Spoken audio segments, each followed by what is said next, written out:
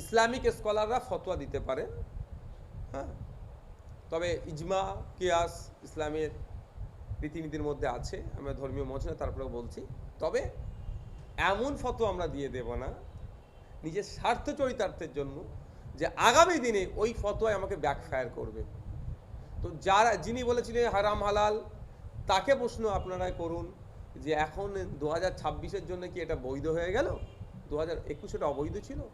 তখন একটা কথা বলি, কেউ যদি বলে ইসলামে রাজনীতি করা হারাম, তাহলে আপনি বলতে পারবেন না আবার যে ইসলাম তাহলে সম্পূর্ণ।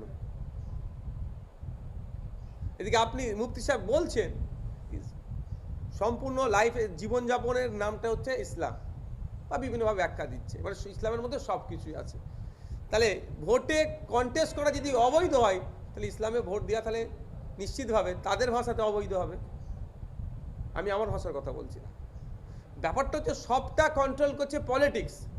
আর আপনি পলিটিক্স থেকে যদি দূরে চলে যান, পলিটিক্স থেকে যদি পালিয়ে বেড়ান, তাহলে প্রতিদিন দেখবেন কখনো দলিতের উপর আক্রমণ হচ্ছে, কখনো আদিবাসীর উপর আক্রমণ হচ্ছে, কখনো এতেকাফে ছিল মসজিদ সমেত আগুন জ্বালিয়ে মসজিদ সমেত ওই মানুষকে মারিয়ে দেওয়ার চেষ্টা হচ্ছে।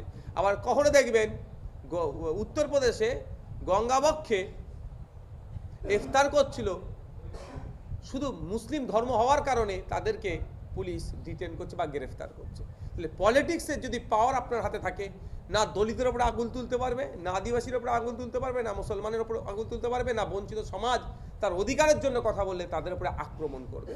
তাই আমি এটাই মুফতি সাহেবকে আমি ওয়েলকাম করছি, আরও যারা আছেন তাদেরকে প্রত্যেককে ওয়েলকাম করছি। আসুন পলিটিক্সে, আমরা চাই শিক্ষিত মানুষজন পলিটিক্সে আসুক, এটাকে কন্ট্রোল করুন। রাজনীতির কম্পিটিশন হোক, কে কত ভালো সমাজকে দিতে পারবে তার কম্পিটিশন হোক।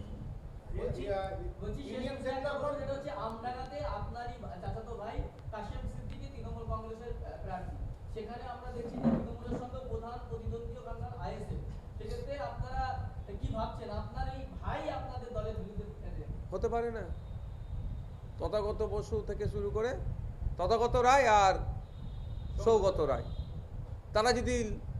তারা যদি আলাদা দল থেকে রাজনীতি করতে পারে, তাহলে আমার চাচা জানের ছেলে আলাদা রাজনীতিগুলো অসুবিধা কোথায়? আমি বারবার সৌজন্যতার কথা বলি, সম্প্রীতির কথা বলি, ঐক্যের কথা বলি। আমি সৌজন্যতার রাজনীতিতে পছন্দ করি। এবার আমার সামনে কে কন্টেস্ট করছে,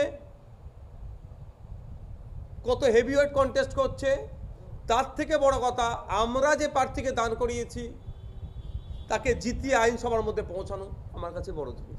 সুতরাং আমার সামনে যদি রফিকার রহমান থাকে, যেভাবে আমি সৌজন্যতার দিয়ে বিরোধিতা করি, যে বিরোধিতা করবো, রাজনৈতিক বিরোধিতা করব, তো আমার সামনে যদি আমার বাড়ির কোনো এক পীরজাদা থাকে, নিশ্চিতভাবে আপনারা দেখবেন সৌজন্যতা দেখিয়ে এই রাজনৈতিকভাবে যে বিরোধিতা করা যায় ততটুকুই করব। ইন্ডিয়ান সেকুলার ফ্রন্ট আত্মপ্রকাশ করে দুটো নির্বাচন হয়েছে, লোকসভা এবং পঞ্চায়েত। সেই নিয়ে লোকসভা এবং পঞ্চায়েত দেখেছি বিভিন্ন নেতারা এসেছে, যেমন আরাবুল বিধানসভা। লোকসভা যারা ছিল তারা তাদের দেখতে পাচ্ছে না, সেরকম তো কিছু হবে না যে আরাবুল ইসলাম আমাদের এলো, ওখানে এমএলএ হতে পারলো না, তারপরে আমার দিন গায়েব হয়ে গেল। দারুণ প্রশ্ন করেছে। 6 মাস পরে করবেন তাহলে এটা, না 1 বছর, কতদিন টাইম দেবেন? প্রশ্ন দারুণ করেছে। 6 মাস বা 1 বছর পর আবার এটা করবেন।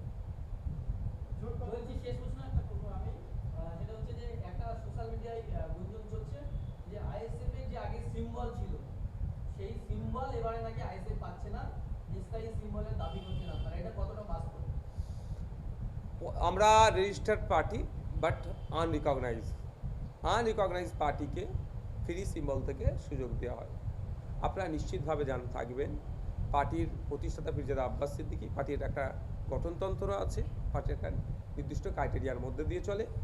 আমি আপনাদের জোর গলায় বলছি, ইন্ডিয়ান সেকুলার ফ্রন্ট এইবারে নির্বাচন করছে খাম চিহ্নকে সামনে রেখে। আমাদের প্রতীকটা আমাদের ইভিএম মেশিনে যে সুইচটা টিপবেন সেটা হচ্ছে খাম চিহ্ন।